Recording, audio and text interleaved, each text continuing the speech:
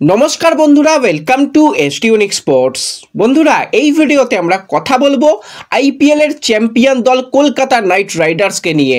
Last year champion দল, এই ইয়ার কিন্তু অবশ্যই কলকাতা আরও একবার চাইবে ট্রফিকে ধরে রাখতে। তো ঘরের মাঠে কলকাতা প্রথম ম্যাচ খেলতে চলেছে। তার আগে কিন্তু কেকেআর শিবিরে বেশ কিছু সুখবর আসছে, সেগুলো তোমাদের শেয়ার করব। আজকে কিন্তু কলকাতায় বেশ কিছু প্লেয়াররা এসে গেছে, তাদের নিয়ে আপডেট দেব। বাকি বিদেশিরা কবে আসছে, কি কি আপডেট রয়েছে বিদেশি প্লেয়ারদের নিয়ে, সমস্তটাই কিন্তু আমরা আলোচনা করে নেব এই ভিডিওতে। খুবই ইন্টারেস্টিং ভিডিও হবে, শুরু থেকে শেষ পর্যন্ত দেখো। আর যারা চ্যানেলে প্রথমবারের জন্য এসেছো, মনে করে চ্যানেলটাকে সাবস্ক্রাইব করে নিও, তাহলে তো আইপিএল এবং তোমাদের প্রিয় দলের খেলার সমস্ত লেটেস্ট আপডেট তোমরা সবার আগে এখানে পেয়ে যাবে। তো প্রথমেই যদি আমরা কথা বলি একটুখানি কলকাতাকে নিয়ে, তো কলকাতার প্রথম ম্যাচ ঘরের মাঠে রয়েছে আরসিবির সঙ্গে। টিকিট কিন্তু কালকে বেশ কিছুক্ষণ অ্যাভেলেবেল ছিল বুকমাই শোতেও। আশা করি অনেকেই টিকিট কেটে নিয়েছো। কোনো রকম ভাবে কিন্তু অফলাইন টিকিট দেওয়া হবে না, অনলাইনেই কিন্তু তোমাদের টিকিট কাটতে হবে। কবে থেকে রিডিম করা যাবে সেটা কিন্তু তোমাদের পরে আপডেট এলে অবশ্যই জানিয়ে দেব। তো এটা তো গেল টিকিটের ব্যাপার। এবার যে আসল ব্যাপারটা নিয়ে কথা বলবো সেটা হচ্ছে প্লেয়ারদের নিয়ে। তো তোমাদের যেরকমটা জানিয়েছিলাম, কলকাতায় কিন্তু বেশিরভাগ প্লেয়ারই চলে আসবে 11ই মার্চ। তো সেইভাবেই কিন্তু আজকে বেশ কিছু প্লেয়ার এসে গেছে। প্রথম যে প্লেয়ারের কথা বলবো সেটা হচ্ছে বিদেশি প্লেয়ার।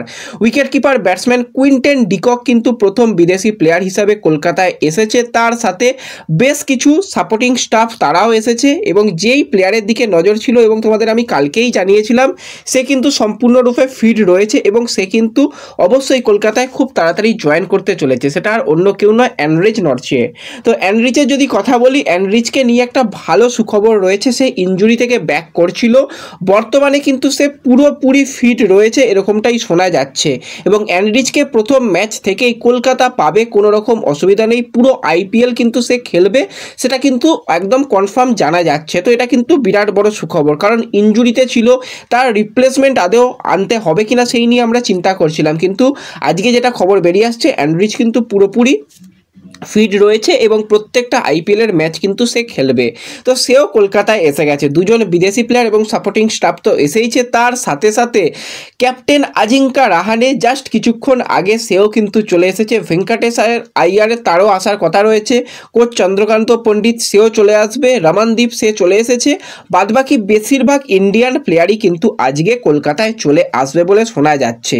এবং আজকে যারা যারা আসছে তো আসছে, কালকেও কিন্তু বেশ কিছু বড় নাম আসতে চলেছে। তার মধ্যে প্রথম যে দুজনের কথা বলবো সেটা হচ্ছে অ্যান্ড্রে রাসেল এবং সুনীল নারিন।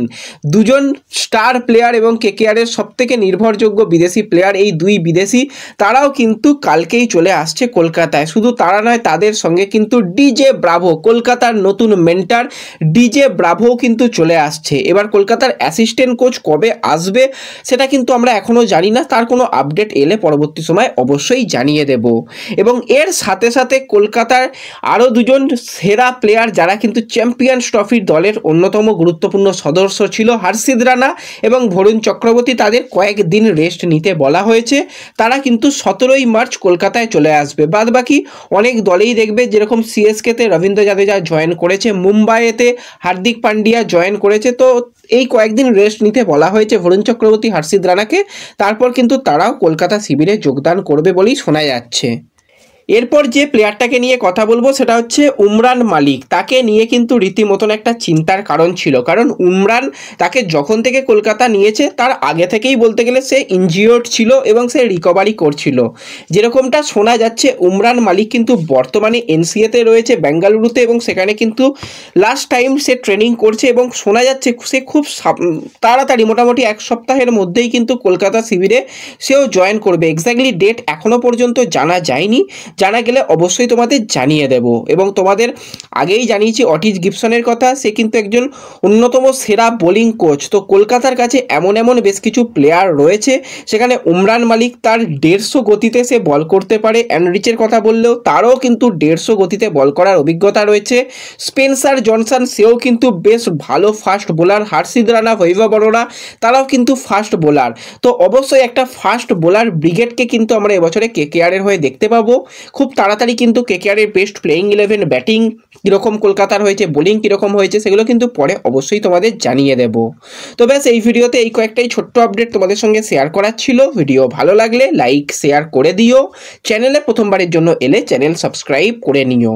তো দেখা হবে পরবর্তী ভিডিওতে, ধন্যবাদ।